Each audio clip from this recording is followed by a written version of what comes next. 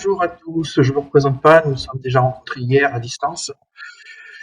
Donc Sylvain, FPJT, je vous fais un propos sur l'activité ballon en 2025 qu'on a pu avoir côté AMSAT en partenariat avec Planet.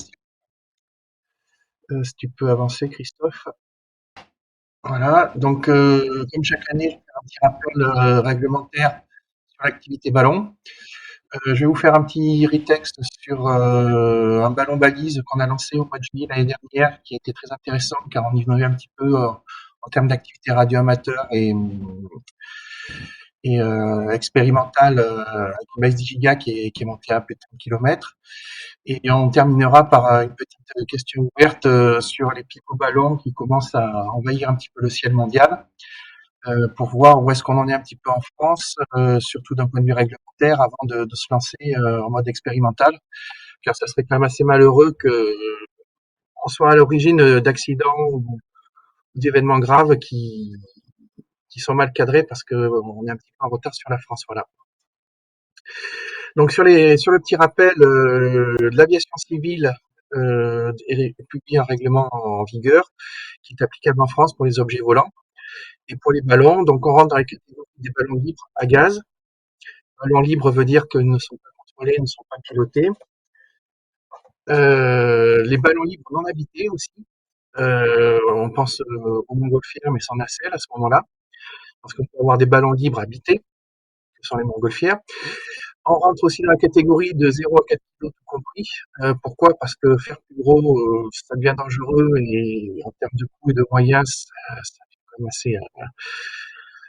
assez lourd. Et surtout, on respecte le cahier des charges du CNES publié par Planète Science, parce qu'aujourd'hui, au niveau des compagnies d'assurance qui assurent les vols de ballons en France, ils ne reconnaissent que ce document qui pose des règles de sécurité, des définitions de ce qui est possible et pas possible sur des ballons de 0 à 4 kg.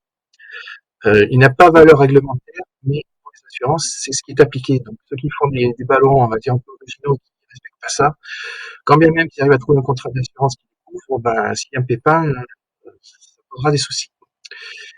Les ballons expérimentaux ont une grosse différence avec les ballons météo. Les ballons météo sont une catégorie de ballons qui rentrent dans les mêmes catégories que nous, mais qui sont exclusivement lancés par les agences météo nationales ou privées. Et donc, par ce fait, il n'y a qu'eux qui peuvent entrer dans cette catégorie, comme par exemple pour les lâchers de radiosondes ou le système un peu plus élaboré.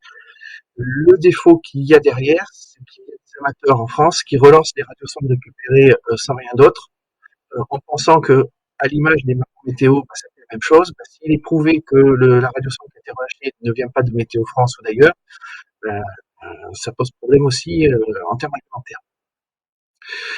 Aujourd'hui, en 2026, là où on est la réglementation, pour lâcher un ballon expérimental, il faut une autorisation de vol délivrée par la DGAC. On insiste sur le mot autorisation de vol parce qu'historiquement, c'était une déclaration avec une sorte de signalement où la DGAC en général ne s'opposait pas au ballon et donnait des consignes de sécurité pour la mise en œuvre.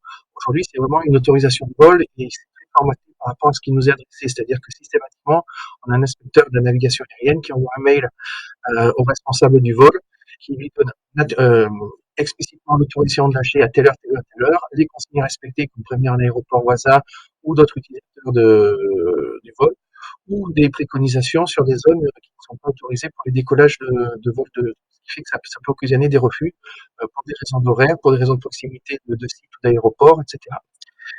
On demande aujourd'hui aussi pour une question d'assurance l'autorisation de la mairie de la commune à partir de laquelle le ballon est lâché lorsque cela est réalisé dans l'espace public. C'est-à-dire que si on fait ça sur un bord de route, sur une place, dans la nature, sur un chemin de campagne, mais qui relève du public, il faut l'autorisation de la mairie. Si on est sur un espace privé, l'autorisation du propriétaire ou du responsable moral du terrain à partir duquel le ballon est lâché. Pourquoi? Parce que sinon, c'est des lâchers sauvages, tout simplement. Et ce qui est nouveau depuis 2-3 ans, aujourd'hui, il faut l'autorisation de la préfecture du département à partir duquel le ballon est lâché. Parce que dans certains départements, les préfectures ont pris des arrêtés qui aujourd'hui régulent le lâcher de ballon. Alors les arrêtés tels qu'ils étaient rédigés à l'origine s'orientaient plutôt sur des ballons type ballon de loisirs, etc., par rapport à la pollution que ça pouvait générer, ou des gènes par rapport à des aérodromes ou autres, ou des sites sensibles.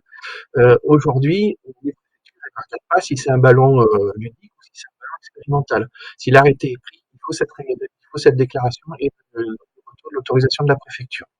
Et là où ça devient compliqué, c'est que jusqu'à une semaine avant la date du ballon pour la DGAC, mais il faut faire la déclaration à la préfecture au moins 3 semaines avant la date voulue.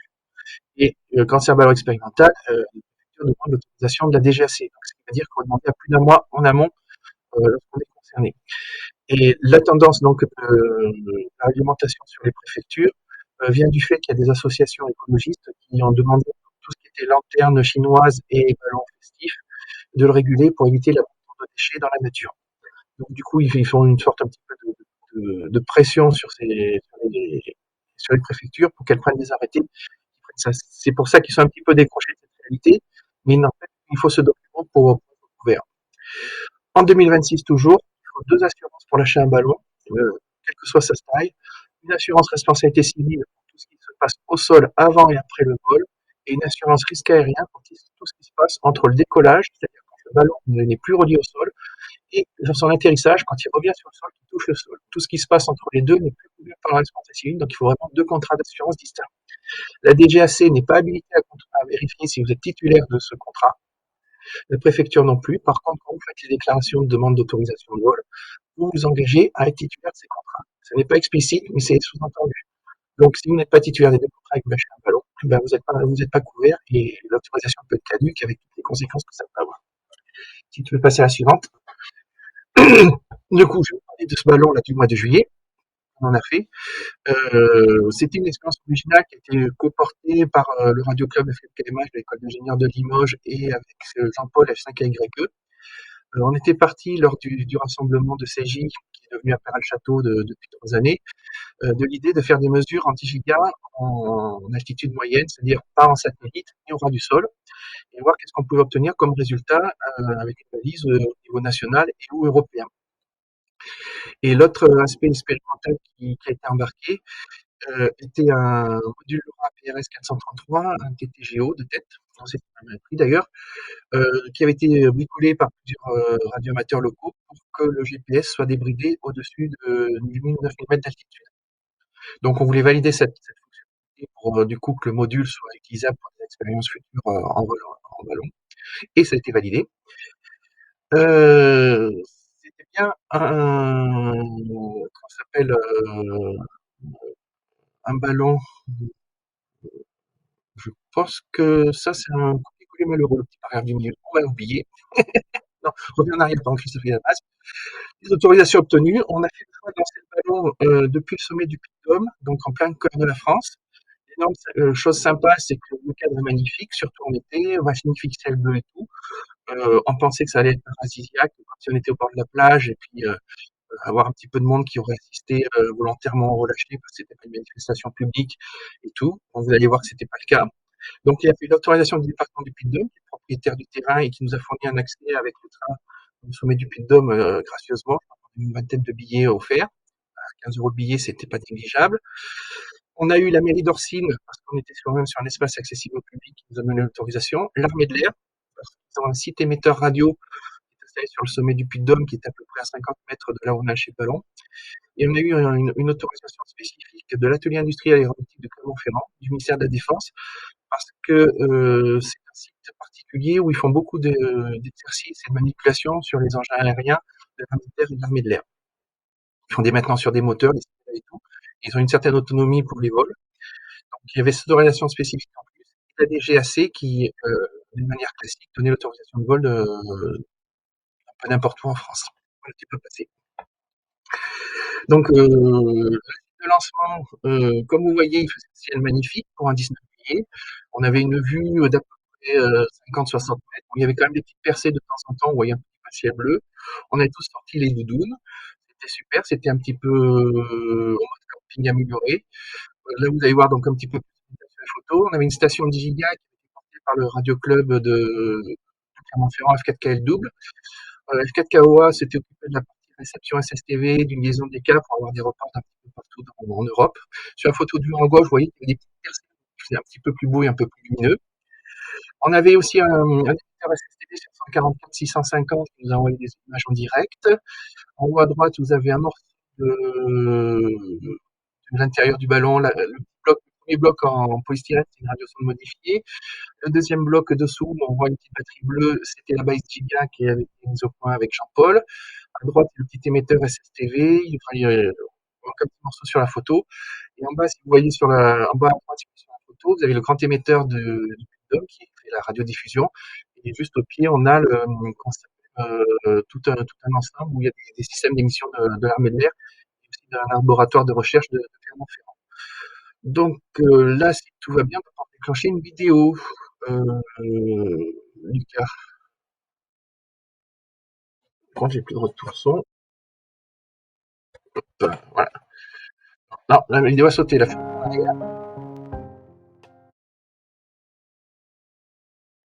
A pas marché. Au pico-ballon, s'il te plaît. Pardon? Tu peux passer au pico-ballon? Ah, j'ai pas le droit de montrer mes vidéos? C'est bien dommage. Non, on est déjà en retard, Sylvain. On est à 11 minutes. Oh, bah, je suis censuré, d'accord. Je note. Comme beaucoup. Alors, les pico-ballons. Vas-y, passe à la suite.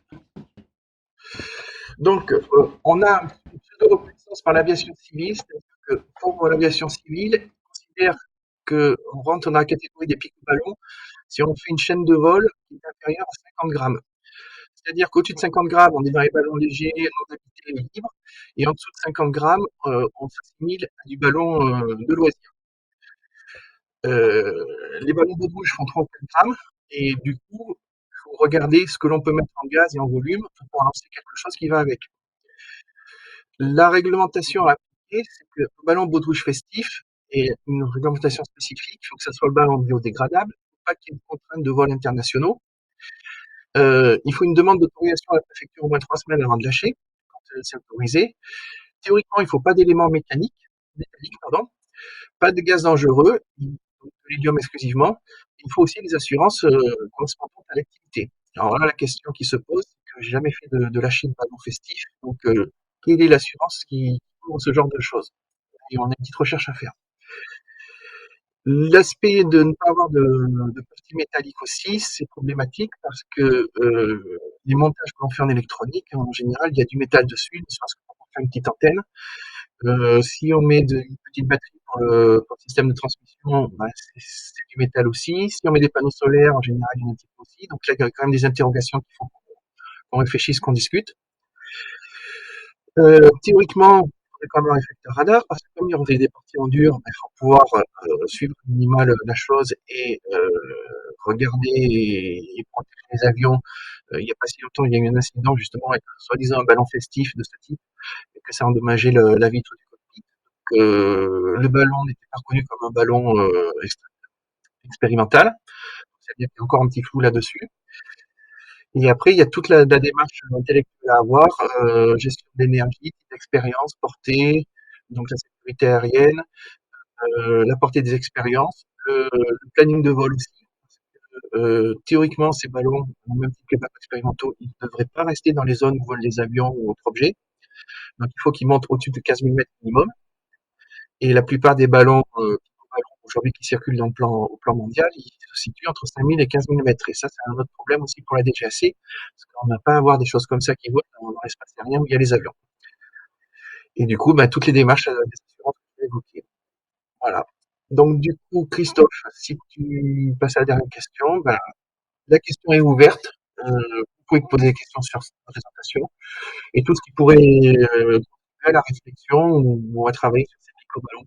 Sachant que les expériences qui sont réalisées aujourd'hui au plan mondial, c'est des expériences qui coûtent pas très cher. On est dans une centaine d'euros pour chaque ballon, ce qui rend les choses ultra accessibles, ultra facilement déployables. Quand on est sur des expériences élémentaires, on est sur des choses qui peuvent être reproduites très facilement dans des écoles ou à du club. Et ça peut être une activité très ludique, très instructive, si on arrive à la cadrer, à trouver la façon de faire qui convient, qui est compatible avec les règlements en France et internationaux. Voilà, je vous écoute. Merci à tous. Est-ce qu'il y a des questions? Je voudrais rajouter quelque chose par rapport à ce qu'a dit Sylvain.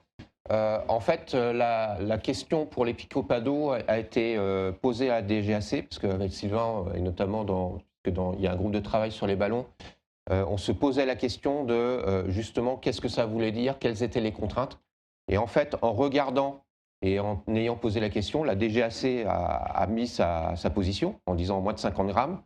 Mais en fait, comme l'a signalé Sylvain, quand on creuse, bah, en fait, les ballons festifs, ça répond pas tout à fait à, cette catégorie. Donc il y a plein de questions sur lesquelles je dirais, s'il y a des gens qui sont intéressés à travailler avec Sylvain, sur le sujet, faut pas hésiter à le contacter parce que, les réponses sont pas simples.